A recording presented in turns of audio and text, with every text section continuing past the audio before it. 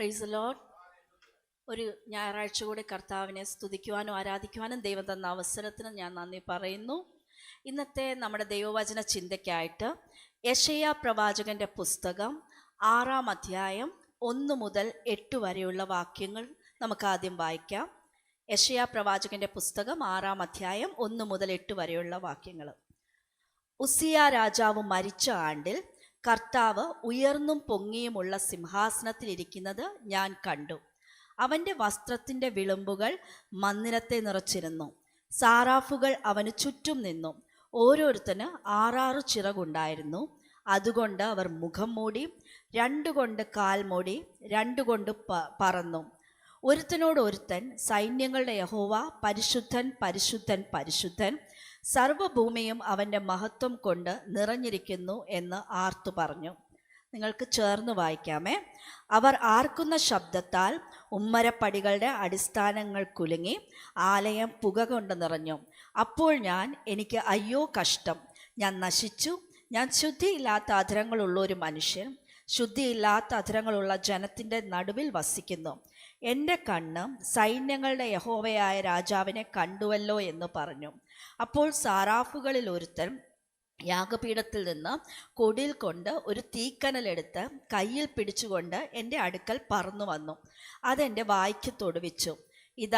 ഇത് നിന്റെ അധരങ്ങളെ തൊട്ടതിനാൽ നിന്റെ അകൃത്യം നീങ്ങി നിന്റെ പാപത്തിന് പരിഹാരം വന്നിരിക്കുന്നു എന്ന് പറഞ്ഞു. അനന്തരം ഞാൻ ആരെ അയക്കേണ്ടു, ആർ എനിക്ക് വേണ്ടി പോകും എന്ന് ചോദിക്കുന്ന കർത്താവിൻ്റെ ശബ്ദം കേട്ടിട്ട്, അടിയനെ അയക്കണമേ എന്ന് ഞാൻ പറഞ്ഞു. പഴയ നിയമ പുസ്തകങ്ങളിലെ തന്നെ ഒരു പ്രധാനപ്പെട്ട ഒരു ഭാഗമാണ് യെശയ്യാ പ്രവാചകൻ്റെ പുസ്തകം എന്ന് പറയുന്നത്. കാരണം അത് വളരെ ഒരു വലിയ പോർഷനാണ്. ഓൾഡ് ടെസ്റ്റ്മെൻറ്റിലെ 66 അധ്യായങ്ങളുണ്ട്. ഈ യെശയ്യാ പ്രവാചകൻ വളരെ പ്രധാനപ്പെട്ട കാര്യങ്ങളാണ് തൻ്റെ പ്രവചന പുസ്തകത്തിൽ രേഖപ്പെടുത്തിയിരിക്കുന്നത്. അദ്ദേഹത്തിൻ്റെ ജീവിതത്തിൽ ഒരു പ്രത്യേക സമയത്തുണ്ടായ ഒരു ദർശനമാണ് നമ്മളിപ്പം വായിച്ചത്. നമുക്ക് ആദ്യം ഈ പ്രോഫറ്റ് ഐസയ അല്ലെങ്കിൽ യെശയ്യാ പ്രവാചകൻ എന്ന് പറയുന്ന ആ വ്യക്തിയെക്കുറിച്ച് ചില കാര്യങ്ങളൊന്ന് ചിന്തിച്ച് നോക്കാമേ. ഇസ്രായേലും 2 രാജ്യങ്ങളായി മാറിക്കഴിഞ്ഞപ്പം ഇസ്രയേലും ഉണ്ടായിരുന്നു, യഹൂദയും ഉണ്ടായിരുന്നു. അതിൽ യഹൂദ എന്ന് പറയുന്ന രാജ്യത്ത് ജീവിച്ചിരുന്നതാണ് യെശയ്യാ പ്രവാചകൻ. യഹൂദയിലെ യെരുശലേമിലെ വളരെ സ്വാധീനമുള്ള ഒരു കുടുംബത്തിൽ, ശരിക്കും പറഞ്ഞിട്ടുണ്ടെങ്കിൽ യെശയ്യാ പ്രവാചകൻ്റെ പിതാവ് എന്ന് പറയുന്നത് അമസ്യ രാജാവിൻ്റെ ബ്രദറായിരുന്നു. അപ്പം ഒരു രാജകീയ കുടുംബം എന്ന് തന്നെ പറയാം. അങ്ങനത്തെ ഒരു കുടുംബത്തിലാണ് ഇദ്ദേഹം ജനിച്ചത്. ആ രാജകൊട്ടാരവുമായിട്ട് വളരെയധികം ബന്ധമുണ്ട്. അങ്ങനത്തെ ഒരു മനുഷ്യനായിരുന്നു. വളരെ സ്വാധീനമുള്ള ഒരു വ്യക്തിയായിരുന്നു ഈ യെശയ്യാവ് എന്ന് പറയുന്നത്. അതായത് ഉന്നത കുലജാതനായിരുന്നു, അല്ലെങ്കിൽ നല്ല വിദ്യാഭ്യാസം, പ്രത്യേകിച്ച് അദ്ദേഹത്തിൻ്റെ ഭാഷാ ശൈലി പഴയ നിയമത്തിലെ ഹീബ്രു ഭാഷയൊക്കെ അറിയാവുന്നവർക്കറിയാം, വളരെ മെച്ചപ്പെട്ട് നിൽക്കുന്നതാണ്. അദ്ദേഹത്തിൻ്റെ ഒരു പ്രത്യേകത, അദ്ദേഹം പ്രവചിച്ചത് സാധാരണ ജനങ്ങളോട് പ്രവചിച്ചു, ഒപ്പം തന്നെ രാജാക്കന്മാരോട് മിനിസ്ട്രി ചെയ്ത, യഹൂദയിലെ ഭരിച്ചിരുന്ന പ്രത്യേകിച്ചും 4 രാജാക്കന്മാരുടെ കാലത്ത് ഉസിയാവ്, യോഥാം, ആഹാസ്, ഹെസിക്കിയ, ഈ 4 രാജാക്കന്മാരുടെ കാലത്ത് അദ്ദേഹം മിനിസ്ട്രി ചെയ്തു. ആ സമയങ്ങളിലെല്ലാം കൊട്ടാരത്തിൽ അദ്ദേഹത്തിന് ഭയങ്കര ആക്സസ് ഉണ്ടായിരുന്നു. മറ്റൊരു രീതിയിൽ പറഞ്ഞാൽ രാജാക്കന്മാരോട് അവരുടെ വിദേശ ബന്ധങ്ങളില്ലേ, നമ്മളുടെ ഇന്നത്തെ കാലത്ത് പറഞ്ഞ ഫോറിൻ അഫയേഴ്സ് മിനിസ്റ്റർ എന്നൊക്കെ പറയുന്നത് പോലെ, അതുപോലത്തെ ഉപദേശങ്ങൾ നൽകുന്ന ഒരു വ്യക്തിത്വമായിരുന്നു ഈ പ്രോഫറ്റ് ഐസയ എന്ന് പറയുന്നത്. അദ്ദേഹം അങ്ങനത്തെ ഒരു ജോലി ചെയ്തിരുന്ന മനുഷ്യനായിരുന്നു. ആ സമയത്ത് തന്നെ അദ്ദേഹം ഒരു പ്രൊഫറ്റിക്കൽ മിനിസ്ട്രി ചെയ്യുന്ന വ്യക്തിയുമായിരുന്നു. ഓക്കെ, ഇദ്ദേഹത്തിൻ്റെ മിനിസ്ട്രി എന്ന് പറയുന്നത് യഹൂദ ചരിത്രത്തിലെ ഒരു നീണ്ട മിനിസ്ട്രി. 60 വർഷമാണ് ഇദ്ദേഹം പ്രവചന ശുശ്രൂഷ ചെയ്തത്. സോ അതിൻ്റെ മെയിൻ പോർഷൻസ് ആണ് നമുക്ക് യെശയ്യാ പ്രവാചകൻ എന്ന് പറഞ്ഞ പുസ്തകത്തിൽ നമ്മൾ വായിക്കുന്നതൊക്കെ തന്നെ. അതിൽ രേഖപ്പെടുത്തിയിരിക്കുന്ന ഒരു ഭാഗമാണ് നമ്മൾ ഈ വായിച്ചത്. ഈ ഭാഗം തുടക്കത്തിൽ തന്നെ അദ്ദേഹം പറയുന്ന കാര്യമുണ്ട്. 6-ാം അധ്യായത്തിന് 1-ാം വാക്യത്തിൽ നമ്മൾ വായിച്ചല്ലോ. നിങ്ങളെല്ലാം ബൈബിൾ തുറന്നു വെക്കുക, അവിടെ നോക്കിയാൽ കാണാം ഏത് സമയത്ത് അദ്ദേഹം ഈ ദർശനം കണ്ടതെന്ന് അവിടെ പറയുന്നുണ്ട്. ഉസ്സിയ രാജാവ് മരിച്ച ആണ്ടിൽ. ഒന്ന് പറയാമോ? ഉസിയ രാജാവ് മരിച്ച ആണ്ടിൽ. യഹൂദൻ ആ രാജ്യത്തിൻ്റെ ചരിത്രത്തിൽ തന്നെ അതായത് ഡിവൈഡഡ് കിങ്ഡം രണ്ടെണ്ണം ഉണ്ടായിരുന്നല്ലോ, യഹൂദയും ഇസ്രായേലും. അതിൽ യഹൂദയുടെ ചരിത്രത്തിൽ തന്നെ ഏറ്റവും ഒരു നല്ല മികച്ച രാജാവായിരുന്നു ഉസിയ. ഓക്കെ, യെശയ്യാവ് പ്രവചിച്ചത് ഏത് സമയത്താണ്? ഉസിയ രാജാവ് മരിച്ചയാണ്ട്. നമ്മൾ ആദ്യം ഒന്ന് ഈ ഉസിയ രാജാവിനെ കുറിച്ച് നമുക്ക് നോക്കാമേ. അതായത് ഈ രാജാവുണ്ടല്ലോ, ഉസിയ എന്ന് പറയുന്ന രാജാവ് 52 വർഷമാണ് യഹൂദയിലെ രാജാവായിരുന്നത്. നിങ്ങൾക്ക് ഇവിടെ കിങ് ഉസിയയെ കാണാൻ പറ്റും. 52 വർഷം ഒരു രാജ്യത്തിൻ്റെ രാജാവായിരിക്കുക എന്ന് പറഞ്ഞാൽ അയാൾ എത്ര മികച്ച രാജാവായിരുന്നു എന്ന് നിങ്ങളൊന്ന് ആലോചിച്ച് നോക്കിക്കുക. അദ്ദേഹം 16-ാമത്തെ വയസ്സിലാണ് ഈ ഉസിയ രാജാവ് യഹൂദയിലെ ഒരു രാജാവാകുന്നത്. ആ സമയത്ത് അദ്ദേഹം ഭരിക്കാൻ തുടങ്ങി 16 വയസ്സിൽ. അദ്ദേഹത്തിൻ്റെ ഭരണത്തെക്കുറിച്ച് പറയുന്നത് 2 ദിനവൃത്താന്ത പുസ്തകത്തിലുണ്ട്. അതിൽ പറയുന്നത് അദ്ദേഹത്തിൻ്റെ തുടക്കം വളരെ മികച്ചതായിരുന്നു. ദൈവത്തിൻ്റെ വഴികളിൽ നടക്കുകയും പ്രത്യേകിച്ച് സെക്കറിയ പ്രവാചകനോട് ആലോചന ചോദിച്ച് അദ്ദേഹം ഓരോ കാര്യങ്ങളും ചെയ്തിരുന്നത്. അദ്ദേഹത്തിൻ്റെ ആ ഭരണം ഇത്ര മികച്ചതാക്കിയ കുറേ കാര്യങ്ങൾ 2 ദിനവൃത്താന്ത പുസ്തകം 26-ാം അധ്യായത്തിൽ, അത് ഇൻട്രസ്റ്റ് ഉള്ളവർ അത് വായിച്ചു നോക്കിയാൽ മതി. പക്ഷെ ഞാനത് ചുരുക്കമായിട്ട് നിങ്ങൾക്ക് പറഞ്ഞു തരാം, വായിച്ചു നോക്കണ്ട, അല്ലാതെ പറഞ്ഞുതരാം. ആ ഭാഗത്ത് പറഞ്ഞിരിക്കുന്ന കാര്യങ്ങൾ ഞാൻ പറഞ്ഞു തരാമേ. അദ്ദേഹത്തിൻ്റെ പ്രത്യേകത എന്ന് പറയുന്നത്, ആ യഹൂദ എന്ന് പറയുന്ന രാഷ്ട്രം ഭയങ്കരമായിട്ട് ഒരു പുരോഗമിച്ച സമയമായിരുന്നു. അതായത് അതുകൊണ്ടാണല്ലോ അദ്ദേഹം 52 വർഷം രാജാവായിട്ടിരുന്നത്. ഓക്കെ, അതായത് ആദ്യം അദ്ദേഹം ചെയ്തത് എന്താണെന്നറിയാമോ? യഹൂദയ്ക്ക് ഉണ്ടായിരുന്ന മെയിനായിട്ടുള്ള കുറച്ച് ശത്രുക്കളുണ്ടായിരുന്നു. ഫെലിസ്ത്യർ, അറാബ്യർ, മെയൂന്യർ. ഇവരെ എല്ലാം ആദ്യം തന്നെ ഇദ്ദേഹം യുദ്ധത്തിൽ തോൽപ്പിച്ചു കളഞ്ഞു. അതായത് ഇദ്ദേഹത്തിൻ്റെ സൈന്യത്തിൻ്റെ ശക്തി അപാരമായിരുന്നു. അദ്ദേഹത്തിൻ്റെ സൈന്യത്തിൽ അന്ന് 3,57,500 പേര്, ഓക്കെ, യഹൂദന്മാരൊന്ന് ആലോചിച്ച് നോക്കിയാൽ അത്രയും വലിയൊരു സൈന്യബലം ഇദ്ദേഹം ഉണ്ടാക്കിയെടുത്തു. ആദ്യം തന്നെ മെയിനായിട്ടുള്ള ശത്രുക്കളെല്ലാം തോൽപ്പിച്ചത് കാരണം പിന്നീട് യഹൂദനെ അറ്റാക്ക് ചെയ്യാൻ ബാക്കിയുള്ള രാജ്യങ്ങൾക്ക് പേടിയായി. സോ നാഷണൽ സെക്യൂരിറ്റി ഇദ്ദേഹം വർദ്ധിപ്പിച്ചെടുത്തു. ഈ കിങ് ഉസിയ രാജാവിൻ്റെ പിക്ചർ, ഓക്കെ, അദ്ദേഹം വർദ്ധിപ്പിച്ചെടുത്തു. അത് മാത്രമല്ല, ഇദ്ദേഹം ഈ 3 മെയിൻ ശത്രുക്കളെ തോൽപ്പിച്ചു കഴിഞ്ഞപ്പോഴത്തേക്ക് ഇസ്രായേലിന് എപ്പോഴും യഹൂദയ്ക്ക് എപ്പോഴും ശത്രുവായിരുന്ന അമ്മോന്യർ എന്ന് പറഞ്ഞ ഒരാൾക്കാരുണ്ടായിരുന്നു. അവർ വേഗം എന്ത് ചെയ്തെന്നറിയാമോ? കുറേ ഗിഫ്റ്റ്സ് ഒക്കെ ഇവർക്ക് കൊടുത്തു, സമ്മാനങ്ങൾ. അത് വലിയ എമൗണ്ടാണ് കൊടുത്തത്. എന്നിട്ട് സഖ്യതയായി. ഓക്കെ, യുദ്ധങ്ങൾ നടക്കുന്ന സമയത്ത് നമുക്കറിയാമല്ലോ. സോ ഇവർ നാഷണൽ സെക്യൂരിറ്റി ഭയങ്കരമായിട്ട് ഇംപ്രൂവ്ഡായി. മാത്രമല്ല, ഇദ്ദേഹം എന്തോ ചെയ്തതെന്ന് വെച്ചിട്ടുണ്ടെങ്കിൽ യെരുശലേമിൽ ഭയങ്കര കൺസ്ട്രക്ഷൻസ് നടത്തി, ഗോപുരങ്ങൾ പണിതു. നിങ്ങൾ ആ ചാപ്റ്റർ വായിച്ചു നോക്കിയാൽ അറിയാം. അതുപോലെ ഒത്തിരി കന്നുകാലികളുടെ ഇതുണ്ടാക്കി, കൃഷി വർദ്ധിപ്പിച്ചെടുത്തു. ഇദ്ദേഹം മരുഭൂമിയിൽ വരെ ഇദ്ദേഹം ഗോപുരങ്ങൾ, ടവേഴ്സ് പണിതെടുത്തു. അനേകം കിണർ കുഴിപ്പിച്ചെടുത്തു. ഇദ്ദേഹം വളരെ കൃഷിപ്രിയനായിരുന്നേ. അതുകൊണ്ട് അദ്ദേഹം മലകളിൽ, കർമ്മേലിലെല്ലാം കൃഷി അങ്ങോട്ട് വർദ്ധിപ്പിച്ചു. പിന്നെ ഈ സൈന്യം ഞാൻ പറഞ്ഞല്ലോ, ഇത്രയും വലിയ 3.5 ലക്ഷത്തിന് മേലെ ആൾക്കാർ വരുന്ന സൈന്യം. അതുമാത്രമല്ല, ഏറ്റവും ബെസ്റ്റ് വെപ്പൺസ്. ഓരോ സൈനികനും കുന്തവും തലക്കോരയും കവചവും വില്ല്, കവണ, അന്നത്തെ കാലത്തെ സംഭവങ്ങളാണ്. അതെല്ലാം എല്ലാവർക്കും ഉണ്ടായിരുന്നു കയ്യിൽ. അത് മാത്രമല്ല, ടെക്നോളജിക്കലിയും ഒത്തിരി ഡെവലപ്പ് ചെയ്തു. യഹൂദന്മാരുടെ ആ ബുദ്ധി ഉപയോഗിച്ച് അദ്ദേഹം ചെയ്ത കാര്യങ്ങൾ, ഗോപുരങ്ങളുടെ മുകളിൽ നിന്ന് യന്ത്രങ്ങൾ ഉണ്ടാക്കി. ആ ചാപ്റ്ററിൽ പറയുന്നുണ്ട്. അതായത് ആരോസ്, സ്റ്റോൺസ് ഒക്കെ യന്ത്രം ഉപയോഗിച്ച് എറിയാൻ പറ്റുന്ന മിസൈലുകൾ പോലത്തെ അന്നത്തെ വേർഷൻ 2700 വർഷം മുമ്പിലത്തെ സാധനങ്ങൾ ഇദ്ദേഹം ഡെവലപ്പ് ചെയ്തു. അപ്പോൾ എല്ലാ രീതിയിലും എക്കണോമിക്കലി ഡെവലപ്ഡ് ആയിരുന്നു, നാഷണൽ സെക്യൂരിറ്റി ഉണ്ടായിരുന്നു, അഗ്രികൾച്ചറിൽ ഭയങ്കര മിലിറ്ററി ഭയങ്കര സ്ട്രോങ്. അങ്ങനെ ഒരു കുറ്റം പറയാനില്ലാത്ത രീതിയിൽ ഉണ്ടായ അടിപൊളി രാജാവായിരുന്നു ഉസിയ രാജാവ് എന്ന് പറയുന്നത്. ഇദ്ദേഹം 52 വർഷം. അപ്പോൾ ആ രാജ്യത്തിൻ്റെ ആ സമയത്തെ സ്റ്റെബിലിറ്റി ഒന്ന് ആലോചിച്ച് നോക്കിയേ. അപ്പോൾ യെശയ്യാ പ്രവാചകൻ്റെ ചെറുപ്പത്തിൽ അദ്ദേഹം കണ്ടേക്കുന്നത്, ആ തലമുറയിൽ ജീവിച്ചവരെല്ലാം കണ്ടത്, ഉസിയ രാജാവിൻ്റെ സ്ട്രോങ് ഭരണത്തിൻ്റെ കീഴിൽ യുദ്ധങ്ങളൊന്നുമില്ലാതെ സമാധാനമായിട്ട് രാജ്യം ഡെവലപ്പ് ചെയ്യുന്നതാണ് ഇവർ കണ്ടേക്കുന്നത്. ഓക്കെ, അപ്പോൾ ആ സമയത്ത് കൊട്ടാരത്തിൽ ഫോറിൻ അഫയേഴ്സ് കാര്യങ്ങളൊക്കെ നോക്കുന്ന ഒരു മനുഷ്യനാണ് യെശയ്യാ പ്രവാചകൻ എന്ന് പറയുന്നത്. സോ അദ്ദേഹത്തിന് വലിയ അവർക്കെല്ലാം തൃപ്തിയുള്ള ഒരു രാജാവായിരുന്നു. എന്നാൽ ഇദ്ദേഹത്തിൻ്റെ രാജഭരണം കുറേ അങ്ങോട്ട് പോയി കഴിഞ്ഞപ്പോൾ അദ്ദേഹത്തിന് ഒരു ചെറിയ കാര്യം സംഭവിച്ചായിരുന്നു. ചെറുതല്ല, ദൈവസന്നിധിയിൽ വളരെ തെറ്റായിട്ടുള്ളൊരു കാര്യം സംഭവിച്ചത്.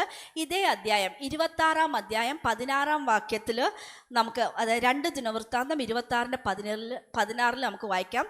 ഈ ഉസിയ രാജാവിന് സംഭവിച്ചത്: എന്നാൽ അവൻ ബലവാനായപ്പോൾ അവൻ്റെ ഹൃദയം അവൻ്റെ നാശത്തിനായി നിഗളിച്ചു. അവൻ തൻ്റെ ദൈവമായ യഹോവയോട് കുറ്റം ചെയ്തു. ധൂപപീഠത്തിന്മേൽ ധൂപം കാട്ടുവാൻ യഹോവയുടെ ആലയത്തിൽ കടന്നു എന്നു. ഇദ്ദേഹം ഒത്തിരി സക്സസ്ഫുൾ ആയി. എല്ലാവർക്കും ഇഷ്ടമായിരുന്നു ഈ രാജാവിനെ, ഇത്രയും വർഷങ്ങളുമായി ഇരിക്കുമ്പോഴത്തേക്ക്.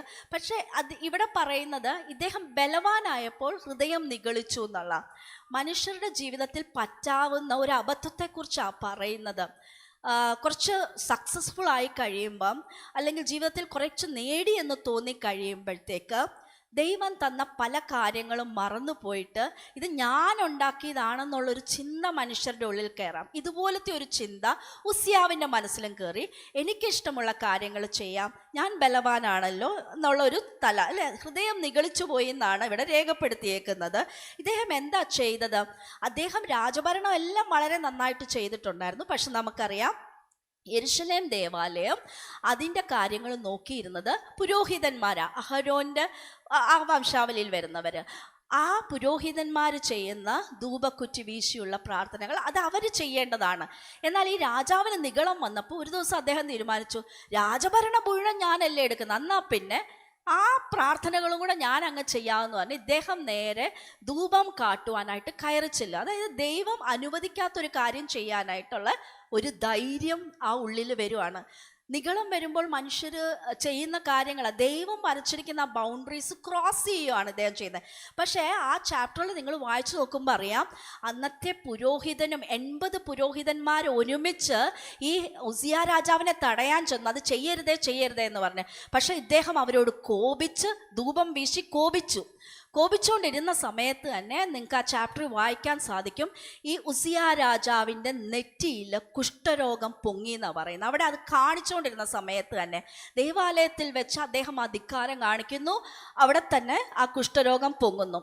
ഇത് പുരോഹിതന്മാർ കാണുക. ഓൾഡ് ടെസ്റ്റ്മെന്റിനെ കുറിച്ച് അറിയാവുന്നവർക്കറിയാം, ഏൻഷ്യൻ്റ് ഇസ്രായേലിൽ ഒരു കുഷ്ഠരോഗ ലക്ഷണം കണ്ടാൽ പിന്നെ ആ വ്യക്തിക്ക് സമൂഹത്തിൽ ജീവിക്കാൻ പറ്റില്ലായിരുന്നു.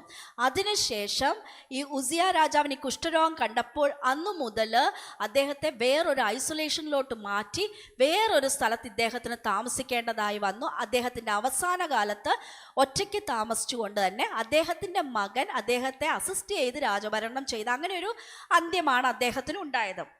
പക്ഷേ ഇത് സംഭവിച്ചുവെങ്കിൽ പോലും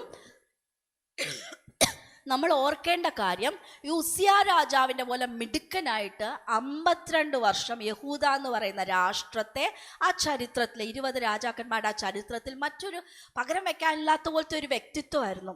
ഓക്കെ, ഉസിയ രാജാവ് മരിച്ചു കഴിഞ്ഞപ്പോഴാണ് യെശയ്യാവ് പറയാണ് ആ ദർശനം കാണുന്നതെന്നും. യെശയ്യാവിന് ഇതെങ്ങനെയാണ് അഫക്റ്റ് ചെയ്തിട്ടുണ്ടാവുക എന്ന് നമ്മൾ മറ്റൊരു രീതിയിലും കൂടെ ഞാൻ നേരത്തെ പറഞ്ഞു. യെശയ്യാവ് എന്ന് പറയുന്ന മനുഷ്യൻ കൊട്ടാരത്തിൽ വർക്ക് ചെയ്യുകയും കൊട്ടാരത്തിലെ രാജാക്കന്മാരുമായിട്ട് ഇടപെടുകയും ഫോറിൻ അഫേഴ്സ് ഒക്കെ നോക്കുന്ന ഒരു വ്യക്തിയാണ്. 26-ാം അധ്യായത്തിൻ്റെ 22-ാം വാക്യത്തിൽ യെശയ്യാവും ഉസിയ രാജാവും തമ്മിലുള്ള ബന്ധം പറയുന്നുണ്ട്. വായിച്ചു നോക്കാമേ, 26-22. ഉസിയാവിൻ്റെ മറ്റുള്ള വൃത്താന്തങ്ങൾ ആദ്യാവസാനം ആമോസിൻ്റെ മകനായ യെശയ്യാ പ്രവാചകൻ എഴുതിയിരിക്കുന്നു എന്ന് പറഞ്ഞാൽ, ഉസിയ രാജാവിൻ്റെ ബയോഗ്രഫി ഇല്ലേ, അദ്ദേഹത്തിൻ്റെ ജീവചരിത്രം എഴുതിയ വ്യക്തിയായിരുന്നു യെശയ്യാ പ്രവാചകൻ. ഞാൻ പറഞ്ഞല്ലോ, അദ്ദേഹത്തിൻ്റെ ഭാഷാ ശൈലി വളരെ ഉന്നതമായിട്ടുള്ള ലെവലിലുള്ളതായിരുന്നു. ഓക്കെ, രാജകൊട്ടാരത്തിലെ ആ ടൈപ്പ് ലാംഗ്വേജ് ആണ് അദ്ദേഹം യൂസ് ചെയ്യുന്നത്. ഉസിയ രാജാവിൻ്റെ ജീവചരിത്രം രചിച്ച വ്യക്തിയുമായിരുന്നു യെശയ്യാ പ്രവാചകൻ. സോ യെശയ്യാ പ്രവാചകൻ അറിയാം ഉസിയ രാജാവ് ആരായിരുന്നു, അദ്ദേഹം എത്രമാത്രം മിടുക്കനായിട്ടുള്ള വ്യക്തിയായിരുന്നു, ഈ രാജ്യത്തെ ഇത്രയും വർഷം 52 വർഷം നാഷണൽ സെക്യൂരിറ്റി ഒക്കെ ഇത്ര നന്നാക്കി ഡെവലപ്മെൻറ്റിലോട്ട് കൊണ്ടുവന്ന വ്യക്തി. അപ്പോൾ ഉസിയ രാജാവ് മരിച്ചു കഴിഞ്ഞപ്പോഴത്തേക്ക് യെശയ്യാവിന് തോന്നിയത് എന്തായിരിക്കും? ഞാൻ പറഞ്ഞല്ലോ, അദ്ദേഹം രാജഭരണത്തിൽ ഇടപെടുന്ന ഒരാളാണ്. പെട്ടെന്ന് അദ്ദേഹത്തിൻ്റെ മുമ്പിൽ ആ ഒഴിഞ്ഞ ഒരു ത്രോൺ, യഹൂദയ്ക്കിപ്പം ഒരു ഒഴിഞ്ഞ ത്രോണാണുള്ളത് അല്ലേ? അതാണ് അദ്ദേഹത്തിൻ്റെ മനസ്സിലോട്ട് വരുന്നത്. ഇനി ഈ രാഷ്ട്രത്തെ ആരിത്ര ഭംഗിയായിട്ട് നയിക്കും അല്ലേ? The empty throne of Israel. യെശയ്യാവിൻ്റെ മനസ്സിലോട്ട് കയറി വന്നത് ഇതായിരിക്കും.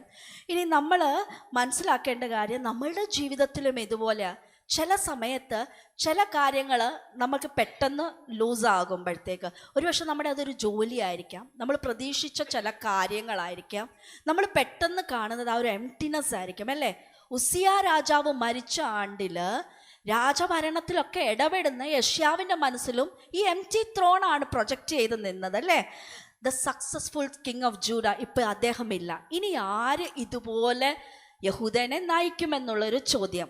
ഓക്കെ, എന്നാൽ 1-ാം വാക്യത്തിൽ നമ്മൾ ഇങ്ങനെയാണ് വായിച്ചത്: ഉസിയ രാജാവ് മരിച്ച ആണ്ടിൽ കർത്താവ് ഉയർന്നും പൊങ്ങിയുമുള്ള സിംഹാസനത്തിൽ ഇരിക്കുന്നത് ഞാൻ കണ്ടു.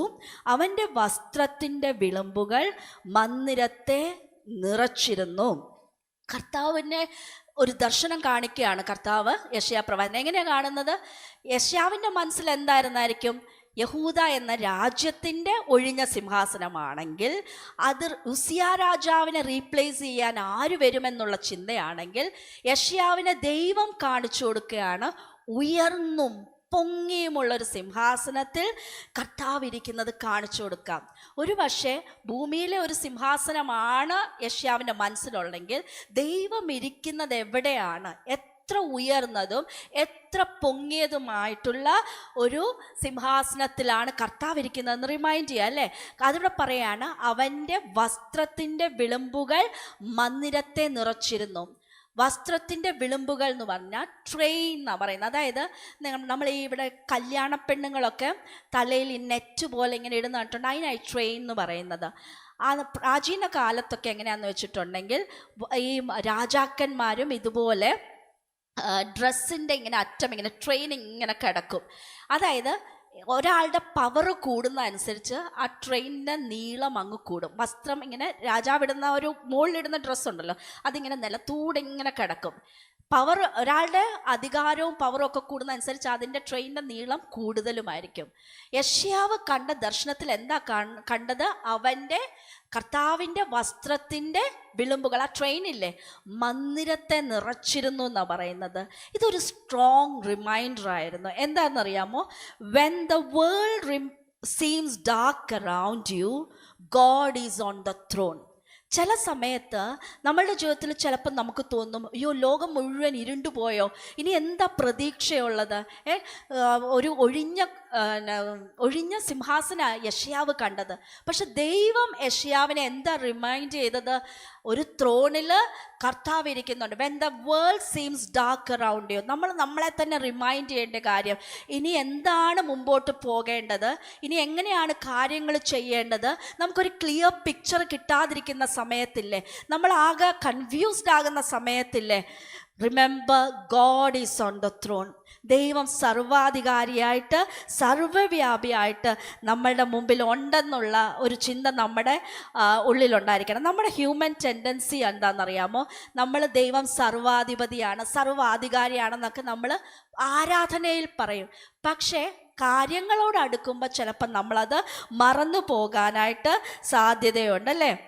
യെശയ്യാവിൻ്റെ ഉള്ളിലും കുറേ ക്വസ്റ്റ്യൻ മാർക്സ് ഉണ്ടായിരുന്നു. പക്ഷേ യെശയ്യാവ് കാണുകയാണ് വസ്ത്രത്തിൻ്റെ വിളുമ്പുകൾ മന്ദിരത്തെ നിറച്ചിരുന്നു. അത് കഴിഞ്ഞ് യെശയ്യാവ് ആ ഡ്രീമിൽ അടുത്ത് കാണുന്ന എന്താണെന്ന് നോക്കാം. സാറാഫുകൾ അവന് ചുറ്റും നിന്ന് ഓരോരുത്തന് 6 ചിറകുണ്ടായിരുന്നു. 2 കൊണ്ട് അവർ മുഖം മൂടി, 2 കൊണ്ട് കാൽ മൂടി, 2 കൊണ്ട് പറന്നു. ഒരുത്തനോടൊരുത്തൻ സൈന്യങ്ങളുടെ യഹോവ പരിശുദ്ധൻ പരിശുദ്ധൻ പരിശുദ്ധൻ, സർവ്വഭൂമിയും അവൻ്റെ മഹത്വവും കൊണ്ട് നിറഞ്ഞിരിക്കുന്നു എന്ന് ആർത്തു പറഞ്ഞു. ആർക്കുന്ന ശബ്ദത്താൽ ഉമ്മരപ്പടികളുടെ അടിസ്ഥാനങ്ങൾ കുലുങ്ങി, ആലയം പുക കൊണ്ട് നിറഞ്ഞു. ഇനി ഇവിടെ നമുക്കൊരു മെയിനായിട്ടൊരു ക്വസ്റ്റ്യൻ ചോദിക്കാനുണ്ട്. എന്തിനായിരിക്കും കർത്താവ് യെശയ്യാവിനെ ഈ ദർശനം തന്നെ കാണിച്ചത്? അതിൻ്റെ ഒരു ആൻസർ ഉണ്ട്. അതായത് ഈ വേറെ ഏതെങ്കിലും ദർശനം കാണിക്കാൻ പാടില്ലായിരുന്നോ എന്ന് നമുക്ക് മനസ്സിൽ തോന്നാം അല്ലേ? പക്ഷെ നമ്മൾ മനസ്സിലാക്കേണ്ട കാര്യം, ആ സമയത്ത് അവർ കടന്നു പോകുന്ന ആ ഇൻസെക്യൂരിറ്റിയും ആ ഭയവും അല്ലേ, അതിനൊക്കെ ഉള്ള ഉത്തരവായിരുന്നു അത്.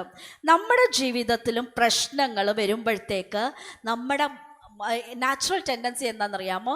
ദൈവത്തിൽ നിന്ന് നമ്മുടെ കണ്ണുകൾ മാറിയിട്ടുണ്ടല്ലോ, നമ്മുടെ പ്രശ്നത്തിലോട്ട് തന്നെ നമ്മൾ ഫോക്കസ്ഡ് ആകും. പിന്നെ അതിനെക്കുറിച്ച് മാത്രം ചിന്തിച്ചുകൊണ്ടിരിക്കും. ഒരു ബിസിനസ്സിൽ ഒരു നഷ്ടം വരികയാണെങ്കിൽ അത് തന്നെ ഇനി എങ്ങനെ പോകും, ഇനി എങ്ങനെ ജീവിതം മുമ്പോട്ട് പോകും. മക്കളുടെ കാര്യത്തിലൊരു പ്രശ്നം ഉണ്ടാണെങ്കിൽ അതിൽ തന്നെ കോൺസെൻട്രേറ്റ് ചെയ്ത് നമുക്ക് മറ്റൊന്നും ചെയ്യാൻ പറ്റാത്ത ഒരു അവസ്ഥ. പക്ഷെ നമ്മളെ ദൈവം ഈ ദർശനത്തിൽ കൂടെ, യെശയ്യാ പ്രവാചകനെ കാണിച്ച ഈ ദർശനത്തിൽ കൂടെ ഓർപ്പിക്കുന്ന ഒരു കാര്യമുണ്ട്. പ്രശ്നങ്ങൾ വരുമ്പോൾ നമ്മളൊന്ന് കുലുങ്ങിപ്പോകും അല്ലേ? നമ്മുടെ മനസ്സ് കുലുങ്ങാം, നമ്മൾ മനുഷ്യരാണ്. പക്ഷെ ദൈവം ഓർപ്പിക്കുന്ന കാര്യം, അവൻ്റെ സിംഹാസനം ഈ ലോകത്തിലെ ഒരു പ്രശ്നങ്ങളാൽ അഫക്റ്റഡ് ആവുന്നതല്ല, അത് ഉയർന്നും പൊങ്ങിയുമുള്ള സിംഹാസനമാണ്. അവൻ എപ്പോഴും സകലതിനെയും നിയന്ത്രിക്കുന്ന ദൈവമാണ്. യെശയ്യാവിൻ്റെ പ്രശ്നം ഒരു രാജ്യത്തിൻ്റെ പ്രശ്നമായിരുന്നു നമ്മൾ മനസ്സിലാക്കണം.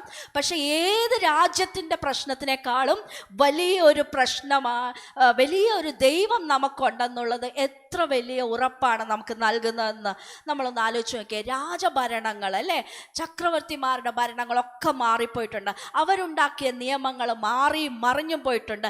എന്നാൽ സ്വർഗത്തിലെ ദൈവം മാറ്റമില്ലാത്തവനായിട്ട് തുടരുന്നു എന്നുള്ളത് നമുക്കുള്ള എത്ര വലിയ ഒരു ഉറപ്പല്ലേ? ഓ ഹല്ലേലൂയ. ഇതിനു വേണ്ടിയിട്ട് യെശയ്യാവിനെ ബലപ്പെടുത്തുകയായിരുന്നു ദൈവം ചെയ്യുന്നത്. ആ ഒഴിഞ്ഞ ത്രോണല്ല, സകലത്തെ നിയന്ത്രിക്കുന്ന കർത്താവിൻ്റെ സിംഹാസനം ഉയർന്നും പൊങ്ങിയും സ്വർഗത്തിലുണ്ടെന്ന് യെശയ്യാവിനെ ഓർപ്പിക്കുകയാണ് ദൈവം ആ ചെയ്തത് അല്ലേ? അതുപോലെ തന്നെ എന്തിനു വേണ്ടിയിട്ടായിരുന്നു ഈ ദർശനം കാണിച്ചത്? മറ്റൊരു ഉത്തരം, ഈ ഒരു ദർശനം കാണിച്ച് യെശയ്യാവിനെ ബലപ്പെടുത്തുക, അത് മാത്രമായിരുന്നില്ല ദൈവത്തിൻ്റെ ഉദ്ദേശം. ദൈവത്തിനൊരു ഹയർ പേർപ്പസ് യെശയ്യാവിനെ കുറിച്ചുണ്ടായിരുന്നു. അത് നമുക്കൊന്ന് വായിച്ചു നോക്കാം. ഈ യെശയ്യാവ് കാണുന്ന ദർശനത്തിൽ ദൈവത്തിൻ്റെ സാറാഫുകൾ അവിടെ നിന്ന് കർത്താവിനെ പരിശുദ്ധൻ പരിശുദ്ധൻ പരിശുദ്ധൻ, സ്വർഗത്തിൻ്റെ ദർശനമാക്കാണെന്നല്ലേ, ദൈവത്തെ സ്തുതിച്ചുകൊണ്ടിരിക്കുകയാണ്. നമുക്കൊന്ന് വായിച്ചു നോക്കാമേ. അത് കണ്ടുകൊണ്ടിരുന്ന, അല്ലെങ്കിൽ ദൈവത്തിൻ്റെ പരിശുദ്ധി, ആ മാജസ്റ്റി, ആ ഗ്ലോറി മനസ്സിലാക്കിയ യെശയ്യാവ് അത് കണ്ടു കഴിഞ്ഞപ്പം യെശയ്യാവ് റെസ്പോണ്ട് ചെയ്യുന്ന രീതി നമുക്ക് നോക്കാം അല്ലേ? നമ്മൾ എന്തായിരിക്കും എക്സ്പെക്ട് ചെയ്യുന്നത്? ഇങ്ങനെ സ്വർഗത്തിൻ്റെ ഒരു ദർശനം കാണുമ്പോഴത്തേക്ക് ഭയങ്കര സന്തോഷമായിട്ട് അല്ലേ, തുള്ളിച്ചാടുമെന്നായിരിക്കും നമ്മൾ പെട്ടെന്ന് ചിന്തിക്കുന്നത്. പക്ഷെ നമുക്ക് യെശയ്യാവിൻ്റെ ആ റെസ്പോൺസ് ഒന്ന് നോക്കാമേ. 6:5 ഒരുമിച്ച് വായിക്കാവേ. അപ്പോൾ എനിക്ക് അയ്യോ കഷ്ടം, അയ്യോ കഷ്ടം, ഞാൻ നശിച്ചു, ഞാൻ ശുദ്ധിയില്ലാത്ത അധരങ്ങളുള്ള ഒരു മനുഷ്യൻ, ശുദ്ധിയില്ലാത്ത അധരങ്ങളുള്ള ജനത്തിൻ്റെ നടുവിൽ വസിക്കുന്നു. എൻ്റെ കണ്ണ് സൈന്യങ്ങളുടെ യഹോവയായ രാജാവിനെ കണ്ടുവല്ലോ എന്ന് പറഞ്ഞു അല്ലേ? യെശയ്യാവ് ദൈവത്തിൻ്റെ പരിശുദ്ധിയും ആ മാജസ്റ്റിയും ഒക്കെ കണ്ടു കഴിഞ്ഞപ്പോഴത്തേക്ക് കരയുക, എനിക്ക് അയ്യോ കഷ്ടം. അവിടെ എന്താ സംഭവിക്കുന്നതെന്ന് നമുക്ക് നോക്കാം. നമ്മൾ വേദപുസ്തകത്തിൽ പലയിടത്തും നമ്മൾ വിചാരിക്കും ദൈവത്തിൻ്റെ മാജസ്റ്റി കാണുമ്പോഴത്തേക്ക്, നമ്മൾ ആരാധിക്കാൻ വരുമ്പോൾ നമ്മൾ കൈയടിച്ചും ഒക്കെ നമ്മൾ ദൈവത്തെ സ്തുതിക്കാറുണ്ട് അല്ലേ? പക്ഷേ ഇവിടെ ഒരു ടോട്ടലി ഡിഫറെൻറ്റ് റെസ്പോൺസ് നമ്മൾ കാണുകയാണ്. മോശ ദൈവത്തിൻ്റെ പ്രസൻസ് കാണുമ്പോഴും ഇതുപോലത്തെ ഒരു റെസ്പോൺസ് നമുക്ക് കാണാം. അതുപോലെ ഇയ്യോബിൻ്റെ പുസ്തകത്തിൽ നിന്ന് ഞാനൊരു വാക്യം വായിച്ച് കേൾപ്പിക്കാം നിങ്ങളെ. നമുക്കറിയാം ഇയ്യോബിനെ കുറിച്ച് വേദപുസ്തകം തന്നെ സാക്ഷ്യപ്പെടുത്തുന്നതാണ് നീതിമാനായിരുന്നു എന്നുള്ളതല്ലേ? പക്ഷേ ഇയ്യോബ് പറയുന്ന ഒരു ഭാഗം കേട്ടു നോക്കുക. 4-ാം അധ്യായം 5-6 ദൈവത്തിൻ്റെ ആ പരിശുദ്ധിയും ദൈവത്തിൻ്റെ ആ മാജസ്റ്റിയൊക്കെ മനസ്സിലാക്കുമ്പം ഇയ്യോബ് റെസ്പോണ്ട് ചെയ്യുന്ന ഒരു രീതി. ഓക്കെ, 4:5-6 വാക്യം ഇവിടെയുണ്ട്, വായിച്ചോളൂ. ഞാൻ നിന്നെക്കുറിച്ച് ഒരു കേൾവി മാത്രമേ കേട്ടിട്ടുള്ളൂ. ഓക്കെ, ഇപ്പോഴോ ഞാൻ എൻ്റെ കണ്ണാൽ നിന്നെ കാണുന്നു. ആകയാൽ ഞാൻ എന്നെ തന്നെ വെറുത്തു പൊടിയിലും ചാരത്തിലും കിടന്ന് അനുതപിക്കുന്നു. ഇതാരാ പറയുന്നത്? നീതിമാനായ ഇയ്യോബ്. ഇയ്യോബ് പറയാണ്, ഞാൻ കേട്ടിട്ടേ ഉണ്ടായിരുന്നുള്ളൂ, ഞാൻ കണ്ടു കഴിഞ്ഞപ്പോൾ റെസ്പോൺസ് എന്താ? സെക്കൻഡ് വേഴ്സ് വായിച്ച നിങ്ങൾ. ഇപ്പം ഞാൻ എന്ത് ചെയ്യാണ്? ഞാൻ എന്നെ തന്നെ വെറുത്തു, പൊടിയിലും ചാരത്തിലും കിടന്ന് അനുതപിക്കുന്നു. ദൈവത്തിൻ്റെ പരിശുദ്ധി ചെയ്യുന്ന ചില കാര്യങ്ങളുണ്ട് കേട്ടോ. It mandates purification. അതായത് ദൈവത്തിൻ്റെ പരിശുദ്ധി ഒരു കണ്ണാടി പോലെയാണ്. നമ്മൾ അതുവരെ ഓക്കെയാണ്, അല്ലെങ്കിൽ നമ്മുടെ ചുറ്റുമുള്ള മനുഷ്യരെയൊക്കെ വെച്ച് നോക്കുമ്പോൾ വലിയ കുഴപ്പമില്ലാതെ പോകുന്നു എന്ന് തോന്നുമ്പോൾ, എന്നാൽ ദൈവത്തിൻ്റെ ആ പരിശുദ്ധി ശരിക്കും മനസ്സിലാക്കി കഴിയുമ്പം രണ്ട് കാര്യങ്ങൾ സംഭവിക്കും. ഒന്ന്, ആ പരിശുദ്ധി എത്ര വലുതാണെന്ന് നമ്മൾ മനസ്സിലാക്കും. രണ്ട്, ഇനി നമ്മൾ എന്തോരം അതിലോട്ട് വളരാനിരിക്കുന്നു എന്നുള്ള നമ്മുടെ കുറവും മനസ്സിലാക്കും. ഓക്കെ, മനസ്സിലാവുന്നുണ്ട്? അതുവരെ നമുക്കത് തോന്നത്തില്ല. ശരിക്കും നമ്മൾ ആ ദൈവത്തിൻ്റെ പ്രസൻസിൽ, ഇത് തന്നെയാണ് ഒരു റെവറൻഷ്യൽ ഫിയർ എന്നൊക്കെ പറയുന്നത്. ഇല്ലെങ്കിൽ നമുക്ക് തോന്നും, ഓക്കെ ഞാൻ ഓക്കെയാണ്, എനിക്ക് ഒരു കുഴപ്പമില്ല എന്നുള്ളൊരു തോന്നൽ വരാം. പക്ഷെ ശരിക്കും ദൈവത്തിൻ്റെ ആ പ്രസൻസ് കണ്ടു കഴിയുമ്പോഴുണ്ടല്ലോ, എത്ര വലുതാണ് ആ ദൈവത്തിൻ്റെ മഹത്വം എന്നുള്ളൊരു തിരിച്ചറിവ്. വെളിപ്പാട് പുസ്തകത്തിൽ ദൈവത്തിൻ്റെ ദർശനമുണ്ടായ യോഹന്നാൻ അപ്പോസ്തലൻ പറയുന്ന ഒരു കാര്യമുണ്ട്. അത് ദൈവത്തിൻ്റെ പ്രസൻസ് കണ്ടിട്ട് ഞാൻ എങ്ങനെയായെന്നാ പറഞ്ഞത്? മരിച്ചവനെ പോലെ ആയെന്ന്, അല്ലേ? നമ്മൾ പലപ്പോഴും സർവാധികാരിയായ ദൈവം, പരിശുദ്ധനായ ദൈവം എന്നൊക്കെ പറയുമ്പം നമ്മളത് വളരെ എന്താ പറയുന്നത്, പെട്ടെന്ന് അങ്ങ് പറഞ്ഞു പോകും. പക്ഷെ സീരിയസ്ലി അതൊന്ന് മനസ്സിലാക്കി കഴിയുമ്പോൾ ഉണ്ടല്ലോ, the closer we get to God's presence, ദൈവത്തിൻ്റെ ആ പ്രസൻസിൻ്റെ അടുത്തോട്ട് നമ്മൾ വരും തോറും നമ്മുടെ എന്തോരം ഇനി ഞാൻ വളരണം, എന്തോരം മാറ്റം എനിക്ക് വരാൻ കിടക്കുന്നു എന്നുള്ള തിരിച്ചറിവുണ്ടാകുന്നു. അതെന്തുകൊണ്ടാണ് വരാത്തതെന്നറിയാമോ? എനിക്ക് വലിയ മാറ്റമൊന്നും വേണ്ട, കുറേ നാളായിട്ട് ഞാൻ പോകുന്ന അതേ അവസ്ഥയിൽ പോകുവാണെങ്കിൽ മനസ്സിലാക്കുക, ശരിക്കും ആ ദൈവത്തിൻ്റെ പ്രസൻസിൽ നമ്മൾ പോയി ഇരിക്കുന്നില്ല. നമ്മൾ ആ പരിശുദ്ധി എന്താണെന്ന് മനസ്സിലാക്കുന്നില്ല. ചിലവർ പറയും, ദൈവം നിങ്ങൾ ഏതവസ്ഥയിലായിരിക്കുന്നോ നിങ്ങളെ അതുപോലെ സ്നേഹിക്കുന്നു എന്ന്. ആണോ? അതെ, ദൈവം നമ്മളെ സ്നേഹിക്കുന്നുണ്ട്, അല്ലേ? പാപികളെ ദൈവം സ്നേഹിക്കുന്നുണ്ട്. God loves you the way you R. പക്ഷേ ഒരു ദേവദാസൻ പറഞ്ഞ സ്റ്റേറ്റ്മെൻറ്റ് ഞാനൊന്ന് റിപ്പീറ്റ് ചെയ്യുകയാണ്, എനിക്കിത് ഭയങ്കര ഇഷ്ടമാണ്, കേൾപ്പിക്കാവേ. God loves you the way you are, but he loves you too much to leave you the way you are. ഞാൻ അതൊന്നും കൂടെ പറഞ്ഞു തരാവേ. ദൈവത്തിന് നിങ്ങളായിരിക്കുന്ന അവസ്ഥയിൽ തന്നെ നിങ്ങളെ ഭയങ്കര ഇഷ്ടമാണ്, പക്ഷെ ദൈവത്തിന് അതിലും ഇഷ്ടമാണ് നിങ്ങളെ. അതുകൊണ്ട് ഇപ്പം ആയിരിക്കുന്ന അവസ്ഥയിൽ തന്നെ ഇടാൻ നിങ്ങൾക്ക് ദൈവം ആഗ്രഹിക്കുന്നില്ല, നിങ്ങളെ വളർത്തുവാൻ ആഗ്രഹിക്കുന്നു. എനിക്കൊരു ഫ്രണ്ട് ഉണ്ടായിരുന്നു, ഇപ്പോഴും എൻ്റെ ഫ്രണ്ട് തന്നെയാണ്. ആ ഫ്രണ്ടിന് ഒരു പട്ടിക്കുട്ടിയെ സ്ട്രീറ്റിൽ നിന്ന് കിട്ടി. ആ വഴിയിൽ നിന്ന് കിട്ടുന്ന സമയത്ത് ഈ പട്ടിക്കുഞ്ഞ് അതിൻ്റെ മേത്തെല്ലാം അഴുക്കും, ഒരു എന്താ പറയുന്നത്, നമുക്ക് ഒട്ടും ഒരു ഇഷ്ടം തോന്നാത്തൊരു പ്രകൃതമായിരുന്നു ആ പട്ടിക്കുഞ്ഞിൻ്റെ. പക്ഷെ കുറച്ച് കാലം കഴിഞ്ഞപ്പോൾ ഞാൻ ആ വീട്ടിൽ ചെന്നപ്പോഴത്തേക്ക് ആ സ്ട്രീറ്റിൽ നിന്നും കിട്ടിയ പട്ടിക്കുട്ടിയായിരുന്നു. അവരുടെ വീട്ടിലെ സോഫയിൽ ഒരു എന്താ പറയുന്നത്, നല്ല ബോയൊക്കെ കെട്ടി അവർ പാർലറിൽ കൊണ്ടുപോയി നല്ല ഭംഗിയാക്കി ആ പട്ടിക്കുട്ടിയെ വെച്ചേക്കുന്നു. ഞാൻ പറഞ്ഞ എന്താണെന്നറിയാമോ? ആ പട്ടിക്കുട്ടിയെ സ്ട്രീറ്റിൽ നിന്നാണ് കിട്ടിയത്. ആ സ്ട്രീറ്റിൽ കണ്ടപ്പോഴേ എൻ്റെ ഫ്രണ്ടിന് ആ പട്ടിക്കുഞ്ഞിനെ ഇഷ്ടപ്പെട്ടായിരുന്നു. പക്ഷെ വീട്ടിൽ കൊണ്ടുവന്നു കഴിഞ്ഞപ്പം അതിനോട് അത്രയ്ക്ക് സ്നേഹമായിരുന്നു. എന്നാൽ നീ സ്ട്രീറ്റിൽ കിടന്നോലെ എന്നെ ഇനിയും ജീവിച്ചാൽ മതി എന്ന് പറഞ്ഞ് വിടുവാണോ ചെയ്തേ? അല്ല, അതിനെ ഏറ്റവും നല്ല രീതിയിൽ ഒരുക്കി, നല്ല പാർലറിൽ കൊണ്ടുപോയി ഒരുക്കുന്നത്, എന്നിട്ട് നല്ല ബോയൊക്കെ കെട്ടി അതിനെ ഒരുക്കിയാണ് വീട്ടിലിരുത്തുന്നത്. അവരിരിക്കുന്ന സെറ്റിയെ കൊണ്ടേ ഇരുത്തുന്നത്. അതാ ഞാൻ ഒന്നും കൂടി ആ സ്റ്റേറ്റ്മെൻറ്റ് വായിക്കാം. God loves you the way you are. ഏത് അവസ്ഥയിൽ ആണ് നിങ്ങളെങ്കിലും കർത്താവിന് ഇഷ്ടമാണ് നിങ്ങളെ. But he loves you too much to leave you the way you are. നിങ്ങളായിരിക്കുന്ന അവസ്ഥയെ തന്നെ ഇട്ടിട്ട് പോകാനല്ല കർത്താവ് ആഗ്രഹിക്കുന്നത്. എന്തിനാ നമ്മളെ കർത്താവ് ഇത്ര വലിയ രക്ഷ തന്ന് വീണ്ടെടുത്തതെന്നറിയാമോ? നമ്മളെ വളർത്തിക്കൊണ്ട് വരുവാനായിട്ട്, ക്രിസ്തു എന്ന തലയോളം വളരുവാൻ. അനുദിന ജീവിതത്തിൽ നമുക്കൊരു ട്രാൻസ്ഫോർമേഷൻ ഉണ്ടാകണം. നമ്മൾ മനസ്സിലാക്കുക, യെശയ്യാവെന്ന് പറഞ്ഞ വ്യക്തി പ്രവചിച്ചു കൊണ്ടിരുന്ന മനുഷ്യനാണ്. ആ മനുഷ്യനാണ് ദൈവ സാന്നിധ്യത്തിൽ ദൈവത്തിൻ്റെ പരിശുദ്ധി കണ്ടു കഴിഞ്ഞപ്പം എനിക്ക് അയ്യോ കഷ്ടം, ഞാൻ ശുദ്ധിയില്ലാത്ത അധരങ്ങൾ ഉള്ളൊരു മനുഷ്യനെന്ന് നിലവിളിക്കുന്നത്. മനസ്സിലാവുന്നുണ്ടോ? പലപ്പോഴും നമ്മൾ ചിന്തിക്കുന്നത് ഈ റിപ്പൻറ്റൻസ്, മാനസാന്തരം, ജീവിതത്തിൽ ഒരു പ്രാവശ്യം കഴിഞ്ഞല്ലേ, ഇനി അങ്ങനെ വലിയ ആശയമില്ലെന്നൊരു ചിന്ത എവിടെയോ കടന്നുകൂടുക. പക്ഷെ നമ്മൾ മനസ്സിലാക്കേണ്ടത് this is A life long process. നമ്മുടെ ജീവിതത്തിൽ നമ്മളിങ്ങനെ നടന്നു പോകുമ്പോഴുണ്ടല്ലോ, മുമ്പോട്ട് പോകുമ്പോഴുണ്ടല്ലോ, എത്ര സ്ഥലങ്ങളിൽ നമുക്ക് ഓരോ ദിവസവും അനുനിമിഷവും ആ ചേഞ്ചസ് വരേണ്ടതായിട്ടുണ്ട് അല്ലേ. പക്ഷെ അതിനെന്താ ആവശ്യം എന്നറിയാമോ?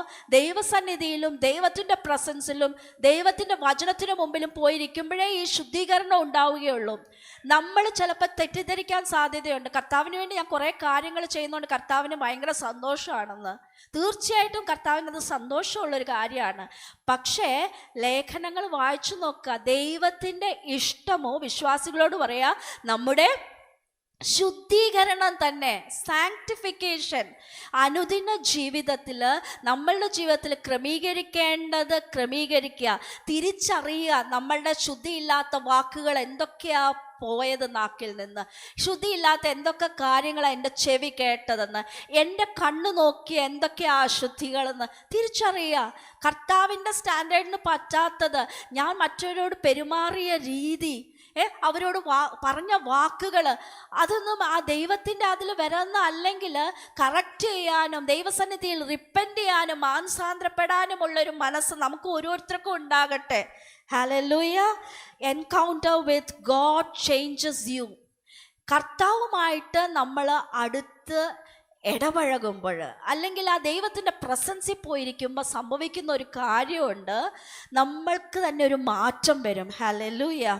ട്രൂ എൻകൗണ്ടർ വിത്ത് ഗോഡ്, ശരിയായി കർത്താവിൻ്റെ പ്രസൻസിലിരിക്കാൻ പഠിക്കുക എന്ന് പറയുമ്പോൾ ചിലപ്പം നമ്മൾക്കൊരു തെറ്റിദ്ധാരണ വരാൻ സാധ്യതയുണ്ട്. എന്താണെന്നറിയാമോ? ദൈവത്തിൻ്റെ സന്നിധിയിൽ കുറേ നേരം പ്രാർത്ഥിച്ചാൽ ഓക്കെ ആവുമെന്ന്. പക്ഷേ ഇതിനൊരു അപകടമുണ്ട്, ഞാൻ പറഞ്ഞുതരാം. യേശുവിൻ്റെ കാലത്ത് പരീശന്മാർ അവർ വളരെ കറക്റ്റായിട്ട് അവർ ദൈവസന്നിധിയിൽ പോയി വല്ല പ്രാർത്ഥിക്കുന്ന, എല്ലാം 3 നേരം പ്രാർത്ഥിക്കും, ഉപവസിക്കേണ്ട സമയത്ത് ഉപവസിക്കും, ടൈത്ത് കൊടുക്കേണ്ടപ്പം ടൈത്ത് കൊടുക്കും, എല്ലാം ചെയ്യും അല്ലേ. അതായത് സ്പിരിച്വൽ ഡിസിപ്ലിൻസ് എല്ലാം അവർ പ്രാക്ടീസ് ചെയ്യുന്നുണ്ട്. പക്ഷേ ഇത് പ്രാക്ടീസ് ചെയ്തത് ഇവരുടെ ഉള്ളിൽ അഹങ്കാരമായിട്ടാണ് മാറിയത്. ആ ശരിയായിട്ടുള്ള റിസൾട്ട് അല്ല കിട്ടിയത്. നമ്മൾ മനസ്സിലാക്കുക, ദൈവസന്നിധിയിൽ പോയിരിക്കുന്നത് എന്നെ തന്നെ വെരി ഗുഡ് ഇന്ന് പ്രാർത്ഥിച്ചല്ലോ എന്ന് എൻ്റെ പുറത്ത് തട്ടി എന്നെ അനുമോദിക്കാനാണെങ്കിൽ നമുക്ക് തെറ്റിപ്പോകും. എന്നാൽ ദൈവസന്നിധിയിൽ ചെന്നിരിക്കുമ്പം, ദൈവമേ എന്നെ നിനക്ക് എങ്ങനെയാണ് രൂപാന്തരപ്പെടുത്താൻ ആഗ്രഹിക്കുന്നു എന്ന ചിന്തയോടെ ചെല്ലുമ്പം, ദാറ്റ്സ് സംതിങ് ഡിഫറെൻറ്റ്.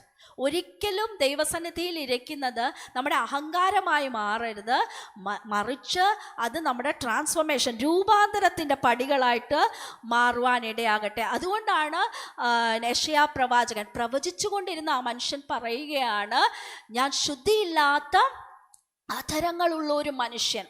നമ്മൾ കുറച്ച് നാൾ വിശ്വാസത്തിൽ വന്നു കഴിയുമ്പോഴത്തേക്ക് പിന്നെ നമ്മൾ ചിന്തിക്കത്തില്ല, പക്ഷെ എവിടെയൊക്കെയാണ് എൻ്റെ മേഖലകളിൽ വീഴ്ച പറ്റുന്നത്, എൻ്റെ ജീവിതത്തിൽ ഏത് ഏരിയയിലാണ് ഞാൻ ഫെയിൽ ചെയ്യുന്നത്, കർത്താവേ എനിക്കിതിൽ ശുദ്ധീകരണം ആവശ്യമുണ്ട്, വോട്ട് ടു മീ എന്നാണ് പറഞ്ഞത്, എനിക്ക് അയ്യോ കഷ്ടം എന്നാണ് പറഞ്ഞത്, ഈ അവസ്ഥയിൽ ഞാൻ തുടർന്നു കഴിഞ്ഞാൽ ആ ഒരു റിപ്പൻറ്റൻ്റ് ആറ്റിറ്റ്യൂഡ് നമുക്കുണ്ടാകട്ടെ. അപ്പോൾ എന്നാൽ നമ്മൾ മറ്റൊരു കാര്യം കൂടെ മനസ്സിലാക്കുക, ദൈവസന്നിധിയിലായിരിക്കുമ്പോൾ നമ്മൾക്ക് നമ്മുടെ പാപങ്ങളെക്കുറിച്ച്, നമ്മൾ തിരുത്തേണ്ട കാര്യങ്ങളെക്കുറിച്ച് ദൈവം ബോധ്യം വരുത്തുന്ന എന്തിനാണെന്നറിയാം? നമുക്ക് കുറേ കുറ്റബോധം തന്നിട്ട് നമ്മൾ അങ്ങനെ താഴ്ന്നു പോകാൻ വേണ്ടിയിട്ടല്ല.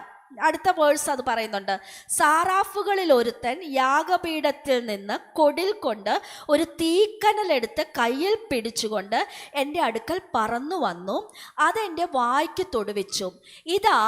ഇത് നിന്റെ അധരങ്ങളെ തൊട്ടതിനാൽ നിന്റെ അകൃത്യം നീങ്ങി നിന്റെ പാപത്തിന് പരിഹാരം വന്നിരിക്കുന്നു. കർത്താവ് എന്തിനാണെന്നറിയാമോ നമ്മൾക്ക് ആ പാപബോധം തരുന്നത്? It's for a restoration. ആ പാപം ക്ഷമിച്ച് നമ്മൾ വീണ്ടും ദൈവസന്നിധിയിൽ മുന്നേറാനായിട്ടുള്ളൊരു അവസരമാണത് അല്ലേ. എന്നാൽ ഞാൻ നേരത്തെ പറഞ്ഞു, നമ്മൾക്ക് പാപത്തെക്കുറിച്ചൊരു അനുതാപമില്ലാതെ കുറച്ച് നാളായിട്ട് ഇങ്ങനെ തുടരുന്ന എത്രയോ വിശ്വാസികളുണ്ടെന്നറിയാമോ? വിശ്വാസികളെന്ന് അവകാശപ്പെടുന്നവർ. എന്തുകൊണ്ടാണ് ഇത് സംഭവിക്കുന്നത്? അതിന് ചില കാരണങ്ങളുണ്ട്. ചിലപ്പോൾ ഉണ്ടല്ലോ നമ്മുടെ ഹൃദയം അങ്ങ് കഠിനപ്പെട്ടു പോകും, ഡൾ ഓർ ഹാർഡ് ആൻഡ് ഹാർട്ടായി പോകും. അതായത് നമ്മൾ ഒരു തെറ്റ് ആദ്യമായിട്ട് ചെയ്യുകയാണെന്ന് വിചാരിക്കുക. ആദ്യമായിട്ട് ഒരു കാര്യം, അത് തെറ്റാണെന്നറിയാം, പക്ഷെ അത് ചെറുതായിട്ടൊന്ന് ചെയ്യുമ്പോൾ ഭയങ്കര പേടിയായിരിക്കും. പക്ഷെ സെക്കൻഡ് ടൈം ചിലപ്പോൾ അത് ചെയ്യുമ്പം അത്രയും പേടി തോന്നണമെന്നില്ല.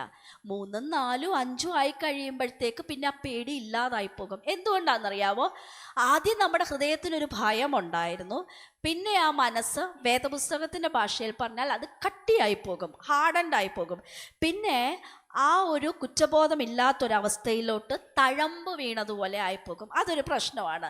രണ്ടാമത്തെ ഒരു പ്രശ്നമാണ്, നമുക്ക് നമ്മളുടെ തെറ്റുകളൊന്നും ഓർമ്മ വരുന്നില്ല, ദൈവസന്നിധി ഇരിക്കുമ്പോൾ പോലും വരുന്നില്ലെങ്കിൽ അതിൻ്റെ ഒരു കാരണം we compare ourselves to others. മറ്റുള്ളവരെ നോക്കിയിട്ട് അവനേക്കാളും ബെറ്ററാ ഞാൻ എന്നുള്ള ഒരു ചിന്ത നമുക്ക് വരാം. അതുകൊണ്ട് നമ്മൾ അങ്ങനെ ഒന്നും നടത്തില്ല, ബാക്കിയുള്ളവരെക്കാളൊക്കെ നന്നായിട്ടാണല്ലോ ഞാൻ, കുഴപ്പമില്ലല്ലോ എന്നുള്ളൊരു ചിന്ത. പക്ഷെ യെശയ്യാവിന് എപ്പോഴാണ് ശരിക്കും യെശയ്യാവ് കരഞ്ഞത്? ഞാൻ ശുദ്ധിയില്ലാത്ത അധരങ്ങളുള്ള ഒരു മനുഷ്യന് ദൈവസന്നിധിയിലിരുന്നപ്പോഴാ. എന്തുമായിട്ട് കമ്പയർ ചെയ്തപ്പോഴാ? ദൈവത്തിൻ്റെ പരിശുദ്ധിയായിട്ട് നോക്കുമ്പോൾ അല്ലേ? കർത്താവിൻ്റെ സന്നിധിയിൽ പോയിരിക്കുമ്പോഴത്തേക്ക് യാക്കോബ് അപ്പോസ്തലൻ നമ്മളെ റിമൈൻഡ് ചെയ്യുന്നുണ്ട്, ആ വിശ്വാസികളോട് സ്തുതിക്കുന്ന നാവ് കൊണ്ട് സഹോദരനെതിരെ എങ്ങനെയാ പറയാൻ പറ്റുന്നത്? അതൊരു ചോദ്യമാണ്. ഒരേ വായിൽ നിന്ന് സ്തോത്രവും ശാപവും പുറപ്പെടുന്നത് എങ്ങനെ?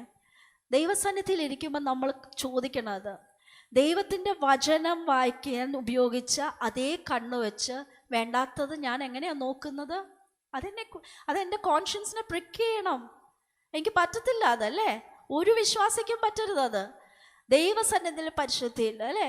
ദൈവത്തിൻ്റെ വചനം കേൾക്കുന്ന ഈ ചെവി വെച്ച് സഹോദരനെ കുറിച്ചുള്ള വേണ്ടാത്ത കാര്യങ്ങൾ എങ്ങനെയാണ് ഞാൻ കേൾക്കുന്നത്? ഞാൻ കാര്യങ്ങളെ ജഡ്ജ് ചെയ്യുന്നതിനെ കുറിച്ച് ഒന്നുമല്ല പറയുന്നത്. ദൈവസന്നിധിയുടെ ദൈവത്തിൻ്റെ ആ വിശുദ്ധിക്ക് ചേരാത്ത കാര്യങ്ങളിലോട്ട് നമ്മൾ ഇടപെടുന്നതിനെ കുറിച്ചാണ് പറയുന്നത്. മൂന്നാമതൊരു റീസൺ ഉണ്ട്, pride and self righteousness. Spiritual ആയിട്ടുള്ളൊരു അഹങ്കാരം വന്നു കഴിഞ്ഞാൽ പിന്നെ തെറ്റുകളെക്കുറിച്ച് ബോധ്യം വരാതാകും. പരീശന്മാരായിട്ടുള്ള ആൾക്കാരുണ്ടായിരുന്നല്ലോ യേശുവിൻ്റെ ചുറ്റും. പരീശന്മാരെന്തായിരുന്നു? വേർപെട്ടവരെന്ന് അവരെ വിളിച്ചവരാ, സ്വയം വിളിച്ചവരാ അല്ലേ? അവരങ്ങനത്തെ ഒരു ഗ്രൂപ്പായിരുന്നു ദൈവവചനം അനുസരിക്കാൻ വേണ്ടിയിട്ട്. പക്ഷെ കർത്താവ് എത്രയൊക്കെ സംസാരിച്ചിട്ടും അവർക്ക് അവരുടെ തെറ്റുകളെക്കുറിച്ചൊന്നും ബോധം വന്നില്ല. ഞങ്ങൾക്കറിയാവുന്ന അത്രയും വല്ലതും ഈ നസ്രത്തുകാരൻ അറിയാവുന്ന അവരുടെ മനസ്സിൽ വന്നത്. സ്ക്രൈബ്സ് യേശുവിൻ്റെ പ്രസംഗം കേട്ടു അല്ലേ? സ്ക്രൈബ്സ് ആരാ?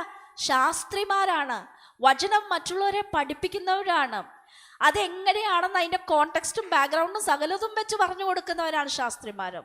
അവിടെയും ഒരു അപകടം നിങ്ങൾ മനസ്സിലാക്കാം.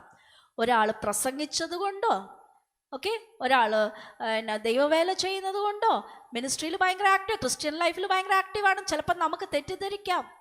പക്ഷേ നമ്മൾ മനസ്സിലാക്കേണ്ടത്, നമ്മളിൽ ആ റിപ്പൻറ്റൻ്റ് ആറ്റിറ്റ്യൂഡ് ഇല്ലെങ്കിൽ, കുറേ നാളായിട്ട് ആ സ്പിരിച്വൽ പ്രൈഡ് കയറിപ്പോയാൽ പരീശന്മാർക്ക് പറ്റിയ സെയിം അപകടം നമുക്കും പറ്റാം അല്ലേ?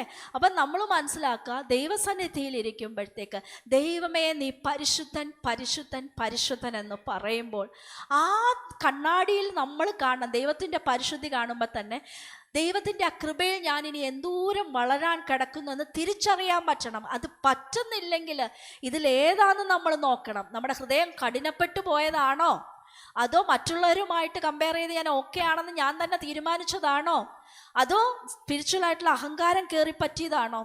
നമ്മൾ മനസ്സിലാക്കുക. മറ്റൊരു കാര്യം, നമുക്ക് ഈ നമ്മൾ ചെയ്യുന്ന തെറ്റുകളെക്കുറിച്ചൊന്നും ഒരു ബോധവും വരാത്തതിൻ്റെ കാരണം ദൈവത്തിൻ്റെ പ്രസൻസിൽ നമ്മൾ പോയി ഇരിക്കുന്നില്ല എന്നുള്ളതാണ്. അത് ഞാൻ പറയുന്നത് ഈ സൺഡേ ആരാധനയ്ക്ക് വന്നിരിക്കുന്നതിനെ കുറിച്ചല്ല. കർത്താവ് തൻ്റെ ശിഷ്യന്മാരെ പഠിപ്പിച്ചപ്പോൾ പറഞ്ഞു, നിങ്ങൾ പ്രാർത്ഥിക്കുമ്പോൾ എന്ത് ചെയ്യണം? നിങ്ങൾ നിങ്ങളുടെ മുറിയിൽ കയറി കതകടച്ച് നിങ്ങൾ രഹസ്യമായി പ്രാർത്ഥിക്കണം. നിങ്ങളുടെ ആ രഹസ്യ പ്രാർത്ഥനയുടെ സമയമുണ്ടല്ലോ, ഞാൻ അത് ഒന്നും കൂടെ പറയട്ടെ, രഹസ്യ പ്രാർത്ഥനയുടെ സമയമുണ്ടല്ലോ. ഇനിയും ഞാൻ എന്തിനാണെന്നത് റിപ്പീറ്റ് ചെയ്ത്, ആരുടെയെങ്കിലും ജീവിതത്തിൽ അങ്ങനെ ഒരു പ്രാർത്ഥനാ വേള ഇല്ലെങ്കിൽ പ്ലീസ്, കർത്താവ് അത് എക്സ്പെക്റ്റ് ചെയ്തിരുന്നു, രഹസ്യമായി പ്രാർത്ഥിക്കുന്ന സ്വഭാവം. പേഴ്സണലി ദൈവസന്നിധിയിൽ എല്ലാ ദിവസവും അല്പസമയമെങ്കിലും ഒന്ന് ഇരിക്കാനായിട്ട് പറ്റിയില്ലെങ്കിൽ എങ്ങനെ ക്രിസ്തീയ ജീവിതത്തിൽ മുമ്പോട്ട് പോകാൻ പറ്റും? നമ്മൾ എന്താ പറയുന്നത്, നമ്മൾക്ക് ആ വരുന്ന ട്രാൻസ്ഫോർമേഷൻ വരത്തില്ല, സ്പിരിച്വലി യാതൊരു ഗ്രോത്തും ഉണ്ടാവില്ല. കുറച്ച് കഴിയുമ്പം സ്പിരിച്വാലിറ്റി തന്നെ ഭയങ്കര ഡള്ളായിട്ട്, ഇതൊക്കെ ഒരു മടുപ്പായിട്ട് തോന്നാൻ തുടങ്ങും. ദൈവസന്നിധി വന്നിരുന്നാലും ഒരു സ്തോത്രം പറയാൻ തോന്നത്തില്ല. പിന്നെ കൈ അടിച്ചില്ലെങ്കിൽ പാസ്റ്റർ അടിപ്പിക്കുമല്ലോ എന്ന് പേടിച്ചിട്ട് ഉള്ളിൽ പിറുപിറുത്തോണ്ടാണേലും കൈയൊക്കെ ഒന്ന് പൊക്ക്. ഇതൊക്കെ നമുക്ക് ആ യഥാർത്ഥത്തിലുള്ളൊരു സന്തോഷം വരാത്തതിൻ്റെ റീസൺ മനസ്സിലാക്കുക. ദൈവത്തിൻ്റെ പ്രസൻസിൽ രഹസ്യമായിട്ടിരിക്കാത്തവർക്ക് ഹൃദയത്തിൽ നിന്ന് കർത്താവിൽ സന്തോഷിക്കാൻ പറ്റില്ല. അതൊരു സത്യമായിട്ടുള്ള കാര്യമാണ്. പക്ഷെ ദൈവത്തിൻ്റെ പ്രസൻസിൽ ഞാനത് അസ്യൂം ചെയ്യാണ് നിങ്ങളെല്ലാവരും അങ്ങനെ ഇരിക്കുന്ന സ്വഭാവമുണ്ടെന്ന്. ആർക്കെങ്കിലും ഇല്ലെങ്കിൽ ഇന്ന് തൊട്ട് സ്റ്റാർട്ട് ചെയ്യാം. ഏറ്റവും നല്ല സമയം നിങ്ങൾ തന്നെ കണ്ടുപിടിക്കുക. അതിന് പ്രത്യേക സമയം വേണമെന്നൊന്നും വേദപുസ്തകത്തിൽ പറഞ്ഞിട്ടില്ല. നിങ്ങൾക്ക് ഏതാണ് കൺവീനിയൻറ്റ്? ഒരു പക്ഷെ കിടക്കുന്നതിന് മുമ്പ് കുറച്ച് സമയമാണ്, ഒന്ന് ദൈവസന്നിധിയിൽ പോയിരിക്കുക. കർത്താവേ, നിൻ്റെ ആ പരിശുദ്ധിയുടെ മുമ്പിൽ എന്നെ ഒന്ന് ഇരുത്തുക. കർത്താവേ, എൻ്റെ ജീവിതത്തിൽ എന്തൊക്കെ മാറ്റങ്ങളാണ് വരണ്ടേ, ഞാൻ എങ്ങനെയൊക്കെയാണ് വളരണ്ടേ? കർത്താവിനോട് സംസാരിക്കുക. കർത്താവ് കാണിച്ചു തരും. എന്താണെന്നറിയാമോ? എബ്രായർ 4:12 ഇങ്ങനെയാണ് പറയുന്നത്: ദൈവത്തിൻ്റെ വചനം ജീവനും ചൈതന്യവുമുള്ളതായി ഇരുവായ്ത്തലയുള്ള ഏത് വാളിനേക്കാളും മൂർച്ചയുള്ളതും പ്രാണനെയും ആത്മാവിനെയും സന്ധിമജ്ജകളെയും വേർപിടിവിക്കും വരെ തുളച്ചു ചെല്ലുന്നതും ഹൃദയത്തിലെ ചിന്തനങ്ങളെയും ഭാവങ്ങളെയും വിവേചിക്കുന്നതുമാകുന്നു. നമ്മുടെ ഹാർട്ടിൻ്റെ ആറ്റിറ്റ്യൂഡ് വരെ അത് വിവേചിക്കുമെന്നും അത് നമുക്ക് തിരിച്ചറിവ് നൽകും. ദൈവവചനം എടുത്തുകൊണ്ട് പോയിരിക്കുക. അപ്പം നമ്മൾക്ക് എന്തൊക്കെയാ കറക്ഷൻസ് വേണമെന്ന് കർത്താവ് പറഞ്ഞു തരും അല്ലേ. അപ്പോൾ ഹോളിനെസ് മാൻഡേറ്റ്സ് പ്യൂരിഫിക്കേഷൻ. ഓക്കെ, ഞാനൊരു വേഴ്സും കൂടെ നിങ്ങളെ വായിച്ച് കേൾപ്പിക്കാം. God's holiness acts like a mirror. It doesn't just show who God is, it also shows who we are in contrast. വളരെ ബ്യൂട്ടിഫുൾ ആയിട്ടുള്ളൊരു സെൻറ്റൻസ് ആയിട്ട് എനിക്ക് തോന്നി. അതാണ് ഞാൻ നിങ്ങൾ അത് വായിച്ച് കേൾപ്പിച്ചത്. ഓക്കെ, അപ്പം നമ്മൾ ദൈവസന്നിധിയിൽ അങ്ങനെ സമയം ചെലവഴിച്ചാലേ നമുക്ക് നമ്മളുടെ പാപങ്ങൾ ഏറ്റു പറയാനും ദൈവത്തിൻ്റെ വചനത്തിൽ വളരാനും ഒക്കെ സാധിക്കത്തുള്ളൂ. പിന്നെ മറ്റൊരു പ്രശ്നം എന്താണെന്നറിയാമോ? നമ്മുടെ ചുറ്റുമുള്ള സൊസൈറ്റി ചില പാപങ്ങളെ നോർമലൈസ് ചെയ്തിട്ടുണ്ട്. എല്ലാവരും ചെയ്യുന്ന തെറ്റല്ലേ, അപ്പം ഞാൻ ചെയ്താൽ കുഴപ്പമില്ലെന്നും നമ്മൾ മനസ്സിലാക്കേണ്ടേ ആ ഒരു സ്റ്റാൻഡേർഡിലല്ല നമ്മളെ സെറ്റ് ചെയ്യേണ്ടത്. അതായത് ഞാൻ അതിലൊരു ഉദാഹരണം പറയാം. കർത്താവിൻ്റെ വചനത്തിൻ്റെ മുമ്പിൽ നമ്മൾ പോയിരിക്കുമ്പം ഈ സ്റ്റാൻഡേർഡ് അത് നമുക്ക് മനസ്സിലാകും, ആ ബാർ എത്ര ഹൈ ആണെന്നല്ലേ. ദൈവവചനം വായിക്കുമ്പോഴത്തേക്ക് സഹോദരനോട് കോപം വെച്ചുകൊണ്ടിരുന്നാൽ കുല ചെയ്യുന്നതിന് തുല്യം എന്നാ കർത്താവ് പറഞ്ഞതല്ലേ. നമ്മൾ വിചാരിക്കും നമ്മൾ ആരെയും കൊല്ലാൻ പോയില്ലല്ലോ എന്ന്. പക്ഷെ ദൈവവചനവുമായിട്ട് കർത്താവിൻ്റെ വചനവുമായിട്ട് താരതമ്യം ചെയ്ത് നോക്കുമ്പോഴത്തേക്ക് സഹോദരനോട് വലിയ പക വെച്ചോണ്ടിരുന്നാൽ കൊല്ലുന്നതിന് തുല്യമാണ്. നമ്മൾ വിചാരിക്കും ഞാൻ വ്യഭിചാരം ചെയ്യുന്നില്ലല്ലോ എന്ന്. പക്ഷെ അപ്പോഴാണ് കർത്താവിൻ്റെ വേർഡ്സ് നമ്മളെ ചലഞ്ച് ചെയ്യുന്നത്. മറ്റൊരാളെ ലസ്ഫുൾ ആയിട്ട് നോക്കുമ്പം വ്യഭിചാരം ചെയ്യുന്നു. അവിടെയാണ് നമ്മൾ നിലവിളിച്ചു പോകുന്ന യേശുവിൻ്റെ പരിശുദ്ധിയുടെ മുമ്പിൽ. ഞാൻ സഹോദരനെ ഒന്നും ഹേർട്ട് ചെയ്യുന്നില്ലല്ലോ, അവനെ വേദനിപ്പിക്കാൻ ഞാൻ ഒന്നും ചെയ്യുന്നില്ലല്ലോ എന്ന് പറയുമ്പോഴായിരിക്കും കർത്താവിൻ്റെ വചനം പറയുന്നത് സഹോദരനെ നിസ്സാര എന്ന് പറയരുതെന്നല്ലേ, സഹോദരനെ മൂട എന്ന് പറയരുതെന്നല്ലേ, അഗ്നി നരകത്തിന് യോഗ്യനാകുമെന്ന് പറയുന്നത്. ഇത് നമ്മളെ ചലഞ്ച് ചെയ്യട്ടെ. ദൈവത്തിൻ്റെ വചനത്വമായിട്ട് തട്ടിച്ചുകൊണ്ട് നമ്മളുടെ ജീവിതത്തിൽ എവിടെയാണ് മാറ്റങ്ങൾ വരുത്തേണ്ടത്? പരദൂഷണമൊക്കെ പറഞ്ഞിട്ട് ഒരു കുഴപ്പമില്ലാതെ കുറേ നാൾ പോകുമായിരിക്കും, ഒരു വിഷമം തോന്നില്ലായിരിക്കും. പക്ഷെ അപ്പോഴായിരിക്കും ദൈവവചനം വന്ന് വായിക്കുമ്പോഴത്തേക്ക് അന്യൻ്റെ കണ്ണിലെ കരടെടുക്കാൻ പോയി നമ്മുടെ സ്വന്തം കണ്ണിൽ കോലെടുത്തതിനെ കുറിച്ച് കർത്താവ് പറയുന്നത് വായിക്കുമ്പോഴായിരിക്കും ദൈവമേ ഞാൻ ചെയ്യുന്ന എത്ര വലിയ തെറ്റാണെന്ന് മനസ്സിലാകുന്നത്. മറ്റൊരു പ്രധാനപ്പെട്ട കാര്യം, നമ്മൾ ഈ പാപം ഏറ്റു പറയാത്തതിൻ്റെ കാര്യം എന്താണെന്നറിയോ? അല്ലെങ്കിൽ നമ്മൾ സ്വയം പരിശോധന നടത്താത്തതിൻ്റെ കാരണം ഭയമാണ്. Fear of facing reality. ഇനി ദൈവസന്നിധിയിൽ പോയിരുന്ന കർത്താവേ ഞാൻ എന്നാ മാറേണ്ടതെന്ന് ചോദിച്ചാൽ എനിക്ക് ഇഷ്ടമുള്ള പല കാര്യങ്ങളും അങ്ങ് മാറ്റാൻ പറഞ്ഞാലോ, അതെന്നെ കൊണ്ട് മാറാൻ പറ്റില്ല. ആ പേടിയുള്ളത് കാരണം നമ്മൾ അതിന് ശ്രമിക്കാറുമില്ല. നമ്മളൊരു കാര്യം മനസ്സിലാക്കുക, ഒരു മാറാനൊരു മനസ്സ് നമുക്ക് ആവശ്യമുണ്ട്.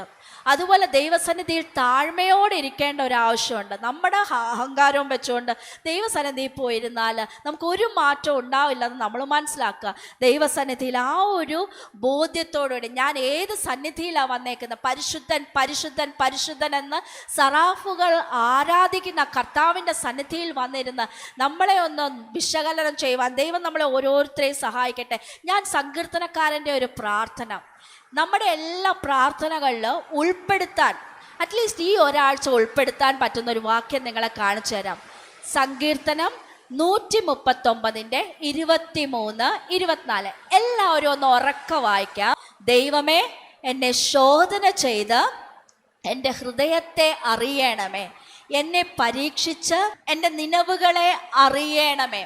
സങ്കീർത്തനക്കാരൻ പ്രാർത്ഥിക്കുക, ദൈവമേ, അങ്ങയുടെ സന്നിധിയിൽ ഞാൻ വന്നിരിക്കുമ്പോൾ നീ ഒന്ന് സെർച്ച് ചെയ്യണം. എൻ്റെ ഹൃദയത്തിൽ എൻ്റെ നിലവുകളെ, എൻ്റെ തോട്ട്സ് ഇല്ലേ, അതിൻ്റെ ഇൻറ്റൻഷൻസ് എന്താണ്, അതൊക്കെ നീ അറിയണമേ. അടുത്ത വാക്യം നോക്കിക്കേ. വ്യസനത്തിനുള്ള മാർഗം എന്നിൽ ഉണ്ടോ എന്ന് നോക്കി ശാശ്വത മാർഗത്തിൽ എന്നെ നടത്തണമേ. ഇംഗ്ലീഷിൽ അത് കുറച്ചും കൂടെ ക്ലിയർ ആണ്. And see if there be any wicked way in me. എന്തെങ്കിലും ചതിവ്, വ്യസനത്തിനുള്ള മാർഗം എന്ന് പറഞ്ഞാൽ വിക്കഡ് വേ എന്നാ. എന്തെങ്കിലും ഒരു ചതിവ്, എന്തെങ്കിലും കള്ളത്തരങ്ങൾ, എന്തെങ്കിലും വൈരാഗ്യങ്ങൾ, എന്തെങ്കിലും കോപം, മറ്റുള്ളവരോടുള്ള ദേഷ്യം, ഇതൊക്കെ ഉണ്ടെങ്കിൽ കർത്താവെ, search me, see if there is any wicked way in me. കർത്താവിനോട് ഇന്ന് പ്രാർത്ഥിക്കണേ. ഈ വേഴ്സ് നിങ്ങൾ ഇത് മാർക്ക് ചെയ്യുക. സങ്കീർത്തനം 139 24 പ്രാർത്ഥിക്കണം. കർത്താവേ, see if there is any wicked way in me. എൻ്റെ ചതിവുണ്ടോ, എന്തെങ്കിലും മാറ്റേണ്ടതായിട്ടുണ്ടോ കർത്താവേ, അങ്ങനെ പ്രാർത്ഥിക്കുക. കർത്താവ് കാണിച്ചു തരും അല്ലേ. Ask God to search your heart. ഇതുപോലെ ദൈവസന്നിധിയിൽ രഹസ്യമായിട്ട് നിങ്ങളുടെ പ്രാർത്ഥനാ സമയത്തൊന്ന് ഇരിക്കാൻ പഠിക്കാം. And stay in the word. കേൾക്കാൻ പറ്റുന്നുണ്ടോ?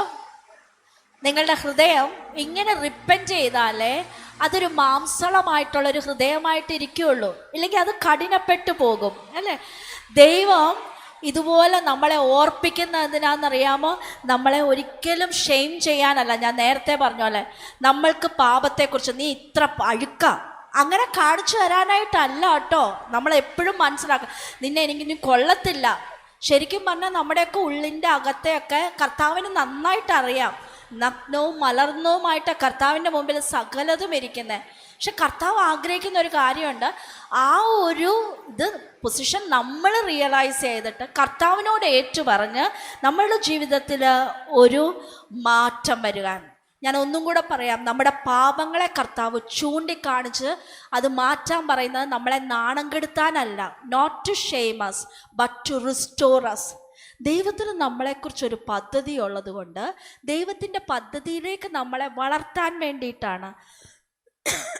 അതുകൊണ്ടാണ് 6-ാം അധ്യായത്തിൻ്റെ 8-ാം വാക്യത്തിൽ അനന്തരം ഞാൻ ആരെ അയക്കേണ്ടും, ആർ നമുക്ക് വേണ്ടി പോകും എന്ന് ചോദിക്കുന്ന കർത്താവിൻ്റെ ശബ്ദം കേട്ടിട്ട് അടിയനിതാ, അടിയനെ അയക്കണമേ എന്ന് ഞാൻ പറഞ്ഞു. ഹല്ലേലൂയ. അടിയനിതാ, അടിയനെ അയക്കണമേ. നമ്മളൊന്ന് നോക്കിക്കേ, ദൈവത്തിൻ്റെ പരിശുദ്ധി എന്താ ചെയ്തത്? ദൈവത്തിൻ്റെ ആ പരിശുദ്ധിയുടെ ദർശനം യെശയ്യാ പ്രവാചകനെ കൺവിക്റ്റ് ചെയ്തു അല്ലെ, ഒരു കുറ്റബോധം നൽകി. ശുദ്ധിയില്ലാത്ത അധരമുള്ള മനുഷ്യനാ ഞാൻ എന്നുള്ളൊരു കുറ്റബോധം നൽകി. എന്നാൽ അത് അവിടെ അവസാനിക്കുകയാണോ? അല്ല. ദൈവത്തിൻ്റെ സ്നേഹം യെശയ്യാ പ്രവാചകൻ്റെ നാവിനെ ശുദ്ധീകരിച്ചു. ഇനി അടുത്തത് ദൈവത്തിൻ്റെ ശക്തി അദ്ദേഹത്തെ ഫേർദർ ഒരു മിനിസ്ട്രിക്കായിട്ട് ക്വാളിഫൈ ചെയ്തെടുത്തു. ഞാൻ ഒന്നും കൂടെ പറയാം, ദൈവത്തിൻ്റെ പരിശുദ്ധി ശരിയായൊരു കുറ്റബോധം യെശയ്യാ പ്രവാചകന് നൽകി. എന്നാൽ ആ കുറ്റബോധത്തിൽ വിടുകയല്ല, ദൈവത്തിൻ്റെ സ്നേഹം അദ്ദേഹത്തിൻ്റെ നാവിനെ ശുദ്ധീകരിച്ചു. ദൈവത്തിൻ്റെ ശക്തി അദ്ദേഹത്തെ മിനിസ്ട്രിക്കായിട്ട് പവർഫുൾ ആക്കി തീർത്തു, ക്വാളിഫൈ ചെയ്തു. ഹല്ലേലൂയ. ദൈവം ചോദിച്ചു, ഞാൻ ആരെ അയക്കേണ്ടു, ആരെനിക്ക് വേണ്ടി പോകും? ഞാൻ നേരത്തെ പറഞ്ഞു, യെശയ്യാ പ്രവാചകന്റെ മിനിസ്ട്രിയുടെ കാലഘട്ടം എന്ന് പറയുന്നത് 60 വർഷമായിരുന്നു. 60 വർഷം പ്രവചന ശുശ്രൂഷ, അതും രാജാക്കന്മാരോടും രാജകൊട്ടാരത്തിലും അദ്ദേഹം ചെയ്തു. ഹെസക്കിയ രാജാവ്, അതുപോലെ ഉസിയ രാജാവ്, അതുപോലെയുള്ള യോധാം, 4 രാജാക്കന്മാരുടെ ഇടയിൽ അദ്ദേഹം മിനിസ്ട്രി ചെയ്തു. ഈ ഒരു മിനിസ്ട്രിക്കായിട്ട് ദൈവം അദ്ദേഹത്തെ ഒരുക്കുകയും ചെയ്തു. ഹല്ലേലൂയ. കർത്താവ് ഈ വചനങ്ങളാൽ നമ്മളെ ഓരോരുത്തരെയും ബലപ്പെടുത്തട്ടെ. ഇത് നമുക്കൊരു റിമൈൻഡർ ആവട്ടെ. നമ്മൾ ഓർക്കുക, നമ്മുടെ ജീവിതത്തിൽ ചില ഒഴിഞ്ഞ സിംഹാസനങ്ങളെ യെശയ്യാവിനെ പോലെ കാണുന്ന സമയത്ത് നമ്മൾ വിചാരിക്കും ഇനി എങ്ങനെ മുമ്പോട്ട് പോകും. പക്ഷെ അത് ദൈവത്തിൻ്റെ ഒരു റിമൈൻഡറാണ് നമ്മൾക്ക് വരുന്നത്. ഈ വിഷൻ തരുന്നത് എന്താണ്? ഏതൊക്കെ സിംഹാസനങ്ങൾ നമ്മുടെ ജീവിതത്തിൽ ഉസിയാവുകൾ ഉണ്ടാകും, നമ്മൾ ആശ്രയിച്ച ഇതായിരിക്കും, നമ്മുടെ ജോലിയായിരിക്കും നമ്മളെ മുമ്പോട്ട് കൊണ്ടുപോകണം, അല്ലെങ്കിൽ നമ്മുടെ മാതാപിതാക്കൾ നമുക്കെന്നും ഉണ്ടാകും, അല്ലെങ്കിൽ നമ്മുടെ മക്കൾ നമുക്കെന്നും ഉണ്ടാകും, നമ്മുടെ ഈ ബന്ധം നമ്മളോട് എന്നും ഉണ്ടാകും. ഇതൊക്കെ ആയിരിക്കും നമ്മൾ ചിന്തിക്കുന്നത്. ഇതുപോലെ ചില ഉസിയാവ് ഉണ്ടായിരിക്കും നമ്മൾ ഡിപ്പെൻഡ് ചെയ്യുന്നത്. പക്ഷെ ആ ഉസിയാവ് ഒഴിഞ്ഞു പോണ സമയത്തും ഒഴിഞ്ഞു കിടക്കുന്ന ആ ദൈവത്തിൻ്റെ ആ ദർശനം കാണിച്ചിട്ട് പറയുകയാണ്, വാട്ട് എവർ മേ ഹാപ്പൻ, ഉയർന്നും പൊങ്ങിയുമുള്ള സിംഹാസനത്തിൽ കർത്താവുണ്ട്, and God is in control. എപ്പോഴും അത് ഓർക്കുക, ദൈവം സർവാധിപതിയായിട്ട് സകലത്തെ നിയന്ത്രിച്ചുകൊണ്ട് കർത്താവുണ്ട്. മറ്റൊരു കാര്യം, ദൈവത്തിൻ്റെ പരിശുദ്ധി ഓരോ പ്രാവശ്യവും നമ്മളെ ക്ഷണിക്കുകയാണ് ശുദ്ധീകരണത്തിലേക്ക് വളരുവാൻ. എന്തിനു വേണ്ടിയിട്ട്? നമ്മളെ കുറ്റബോധത്തിലോട്ട് തള്ളിയിടുവാനല്ല, മറിച്ച് ദൈവത്തിൻ്റെ സ്നേഹം ആഗ്രഹിക്കുന്നു നമ്മളെ ശുദ്ധീകരിച്ച് ഒരു ഹയർ പർപ്പസിലോട്ട് എംപവർ ചെയ്ത് കർത്താവിൻ്റെ മിനിസ്ട്രിക്കായിട്ട് പോകുവാനായിട്ട് കർത്താവ് ആഗ്രഹിക്കുകയും ചെയ്യുന്നു. കർത്താവ് ഉപയോഗിക്കുന്ന ഓരോ പാത്രങ്ങളായി തീരുവാൻ ദൈവം നമ്മളെ ഓരോരുത്തരെയും സഹായിക്കട്ടെ. ഞാൻ നിങ്ങൾ ഓരോരുത്തരെയും ചലഞ്ച് ചെയ്യാണ്, നിങ്ങളുടെ രഹസ്യ പ്രാർത്ഥനകൾ കൂടുതൽ ശക്തമാകട്ടെ, മീനിങ് ആകട്ടെ. ഓരോ എൻകൗണ്ടറുകളും രഹസ്യ പ്രാർത്ഥനയുടെ സമയത്ത് കർത്താവുമായിട്ട് സംവേദിക്കുന്ന ആ നിമിഷങ്ങൾ നിങ്ങൾക്കൊരു ട്രാൻസ്ഫോർമേഷൻ അതിലുണ്ടാവട്ടെ എന്ന് പ്രാർത്ഥിച്ചുകൊണ്ട് ഞാൻ ഈ വചനങ്ങളെ നിർത്തുന്നു. ദൈവം ഓരോരുത്തരെയും അനുഗ്രഹിക്കട്ടെ.